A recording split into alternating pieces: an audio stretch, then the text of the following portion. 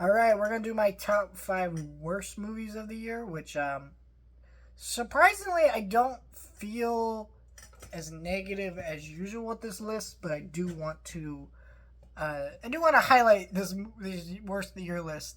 There's some pretty big ones this year, so let's get into them. Um, and yeah, let's do a little honorable mention. Megalopolis is an honorable mention because I think this film is very overhated in the sense that this movie is not good. I don't recommend you watch it, but in a time where we are craving for our tours to do bold and unique things, here it is. And it got slammed by critics, slammed by audiences. Actually, no, not slammed by audiences, because audiences didn't show up for this one, but like it baffles me that so many critics will say I want auteurs to do new and bold things, and they won't even take the time to appreciate when they do, even when it doesn't work. And so I don't love this film. I would never sit through it again. It was a miserable experience, but I can't hate it because at the end of the day, a creative auteur did what he wanted to do, self-finance his own movie, and it was bold, it was interesting, it was unique, heavily flawed, not great, sure, but it was one hell of an interesting experience. So that is the Megalopolis. That's my honorable mention. So let's get into number five, and I'm just gonna put Madam Web, Venom 3, and Kraven Launcher. These movies have been beat to death. Honestly, I don't really want to talk about them anymore. Like, I'm so tired of actually hearing about Madam Web genuinely. Like, there's nothing interesting to say about it. Craven, I hated uh, less than most people. Like, I thought it was fine for the kind of movie for parts of it, but it still wasn't good. Venom 3, just garbage. But, like, I don't care to talk about these films any more than I have to. They exist. They did what they need to do. Was I happy with them? No. But let's move this shit on now. This universe is dead for the time being, and we may be talking about these kind of things in a few years again, but at least for right now, it's over with. So that's number five. Number four is Mufasa. Um, it's I think this is the most boring movie I've seen all year. It told a story that just so. Quick little note about me: when I go to movies, uh, I work at a theater, so I usually get free tickets. But when I'm not getting free tickets from work and I'm going to a different theater or I have to buy a ticket, I buy them off of Fandango, and I rate everything I do watch on Fandango because they usually ask me, "Hey, would you like to rate this movie?" And so I do that.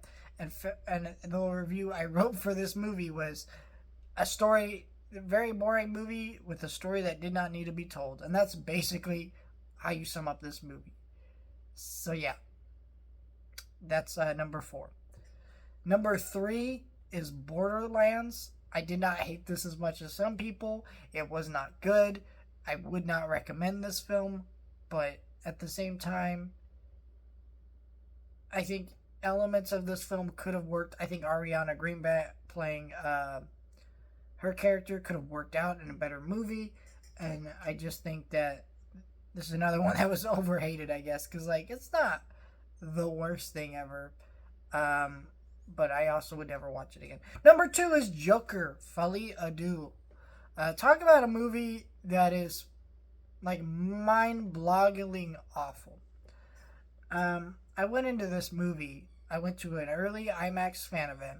Wasn't a big fan of the first Joker. Wasn't really sure what I was gonna feel about this one. And by the time the credits ended for this movie, I could smell the disappointment and depression in the room. I've seen some people say that a lot of the people hating on Joker have not seen it, and I agree with that sentiment. But at the same time, I don't think they would like it either, even if they did sit through it. It is just such a mess of a movie and ideas. None of it comes together. None of it makes any sense. And so, I guess in a way, like Megalopolis, I can respect the ambition and the fact that Artur is doing something unique. but at the expense of what? It's not good. And number one is Garfield.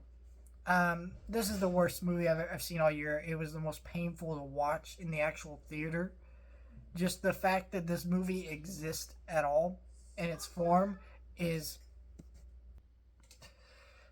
Sorry about that. I heard noises going on in the background. Anyways, Garfield, this is the worst movie of the year for me because I think this is the movie that has the least amount of value. Any of these other movies, if you said you liked for any other reason, I may not get it. I may not really want to discuss movies with you. But, like, this is the one where there is no substance, there's no value of this movie, there's no entertainment value. Even children in the theater were bored when I went to see this movie. It's not funny, it's not cute, it's annoying, it's aggravating, but not enough to where you actually feel those emotions. More just you're annoyed and you're aggravated that you're wasted an hour and a half sitting in a theater for what really felt like a soulless experience. And that's really the way I felt about this movie. And I never want to even think about this movie again. But apparently we're getting a sequel to this movie from what I understand. God help us all. We failed.